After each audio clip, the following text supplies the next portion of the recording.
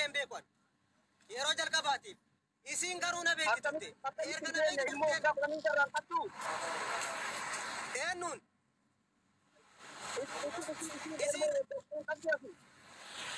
أما ما دوبي كان ilma waggaa kudhanii yoo irraa qabaate maamman nurkunoo tinjira fidi.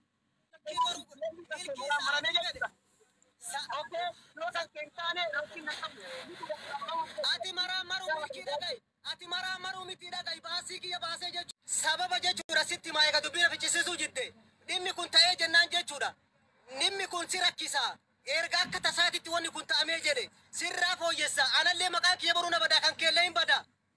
Wanta naan kana maaf raawwatte jennaan waan si barbaaduufi waan si fedhuufi milkii rabbii sodaadhu na raawwadhu milkii na raawwadhu ati badii kiyya bichaan ati sin qabini ati illee ilma dhiiraati bor wanta tokko ta'uu dandeetta na raawwadhu dhagaa jirta na fakkaata sagalee kiyya dhagaa jirta na fakkaata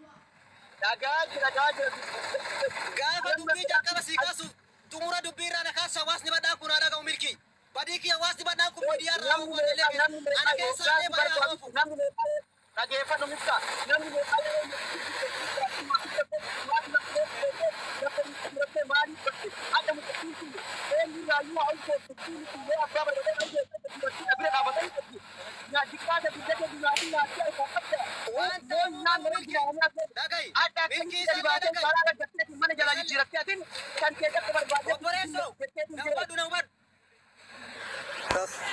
hubadhu kaa taasgambii si taasaara bar taasgabbii miidiyaa badar anaaf si guchaa walii haasaan jiru miidiyaa nama 400 wayirra walii taasaara bar kophaa walii taasaan jiru na dhageeffadhu taasgabbiin dhimma taami Asam gaba macam jirta.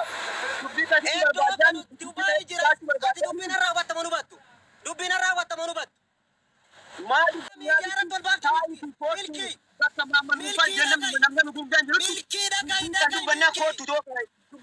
Milkii dhaga'i. Miidiyaa irra baastee jennaa miidiyaa irra dubbataara. Kaleessa keessaa nuti taasa'u baatte mammanuur hin beekta. Isatti dhayxee mucaan kun keessanii fidi jechuun itti dhabdee. Badii fedhe beektu isin hin beektu. Jedheeni jira. Maasi jedheeni ka miidiyaa irra baasi isin jedhee miidiyaa irra. Beerii gaanaa deebisee jennaani kan nama yaadee namni jedhee kanatti kana. Nama hundi jiru namni jiru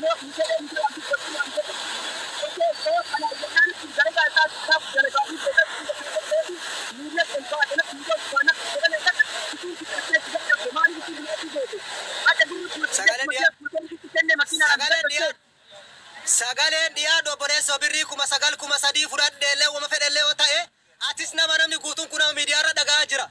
Isas yoo fudhadhee jechuudha. Isiin irra dubbattu tunillee waan garaa qabdu kana wajjin birrii 9,000 miti 10,000 irraa fudhee jiraadhe boru jechuudha waan taatu hin beektu. Har'a isin walabe dharaasa'uu dandeetti. Dhugaa ta'uu danda'a. Miidiyaa kana irra dhaga'i milkiisitti maa waan jalqaba ta'an.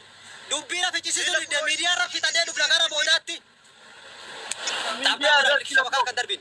Irratti jechuudha ergaati miidiyaa irra badhaa irra baaste miidiyaa badhaa irra baase badiin kun kaisaati miidiyaan kun haa jedhu kaisaati miti haa jedhu ergaati miidiyaa irra baaste akkanuma tokkotti erga keessa yooma jedha buyyuu fudhanne dhugaa jirtuun himnaa nu galchi jedhaa jedhu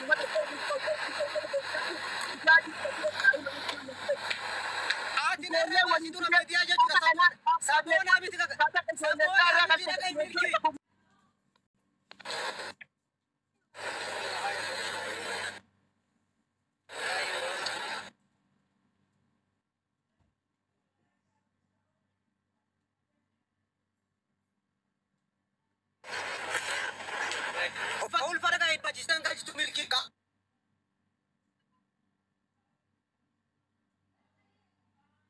Mucayyoon kun qaamaan na bira jirti. Adiiqaa keessa torbaan tokko bulte. Ijoolleen mana jaazaa irraa hariitee akka dubartiidha bardu. Niitiidha obboleettiidha. Waa hedduu namaa taate. Adda akka barbaadan godhanii gaafa siin birrii qabduuf gaafa siin bifa qabdu bifa siin irraa fixanii harkaa nyaatanii ittiin libsi uffata ofiitii fi laafii ofii ittiin jijjiirataniitiin adda fuudhanii wannatti gataniitiin kabangaali jedhanii safuman saalfatanii. Adda kanni itti dhalchee miti osoo kabangaaliitu ta'e jedhee adda fuuneetiin fi qabneetiin obboleettiin tana guddifna malee ilma waggaa.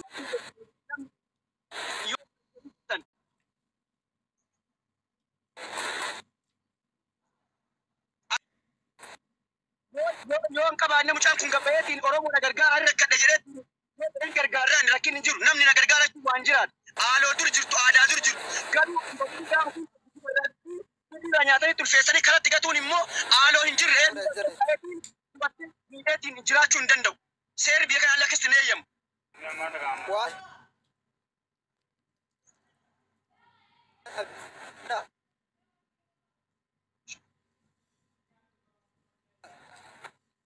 Dubartiin ashangulliitii waan barbaade barreessitu kun lafa gaggateetiin fiigee gara barbaadeen na jedha. Ka waliin rakkatu ka biraa. Kan itti dhalshee bashannanaatiin laabii taa'ee ofirraa akka barbaadetti haasa. Akkanaan namni akkamitti deema akkamitti jiraata. Yeroo hunda ijoollee makkeen Oromoo kana kan maqaan nyaatu biyya hunda. Maaliif dubartii irra dheessan kaleessa maaf waliin jiraatan kaleessa maaf si fuudhataniitiin jala deemtan. Birrii qofarraa nyaattanii bifa sii fixxanii kushiina arabaa jala gubattee akkanatti ji'a saddeetii dalagde ulfaan jechuun midhattiin tun kunoo haga ji'a saddeetii dalagee birrii fidee kenne jette makiina bitadhadhee ennaaniin akka shawwaddee jalaa gabbaateetiin baddee bakka barbaaddee galtee yoo ati jiraatte akkamitti ta'a.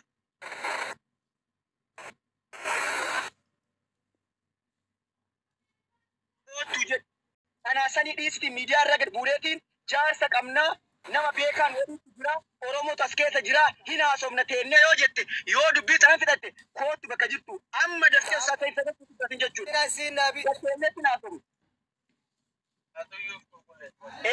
Qulqulleessoo jettee nama qulqulluu yoo ta'u hin jiru. Dubbiin jilbaan deemti dubbiin tolti kootu jedhu. Kan akka sabboona faallee sabboona sanyii jawaafaa hin jiran. Kunni nama baay'eetu beeka dubbii kan nam tokko lama hin beeku namni baay'eetu jira karagaa ta'uu mucattii tana jechuudha si wajjin jiraachuusi kamana keessa waliin galtan alaa miti jechuudha adda isiin kana taateen naati gabbaateetiin gatteetiin akka barbaadee zana fasattee jiraatta raasaa keessa deemteetiin isiin ijoollee ulfaa afur garatti baadhattee deemtu maal si fakkaatan garaa maaltu si nyaata garaa maal si dhuga kanarra baatee dubartii miidhinattee waasii goota sittuu ka waasii godhani.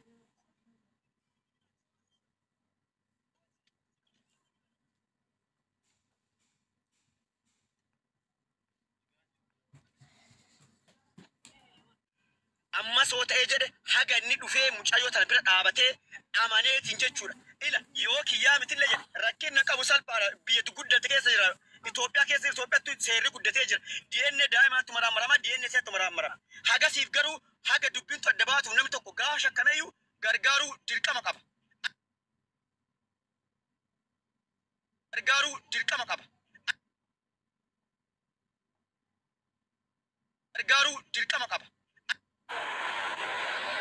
Asha maraatanii kunoo hadda shaashii qullaas baate mataa harkiftee qaarqiftii maraatanii akkana kanatti godhanii qorfii malee maaltu hafe.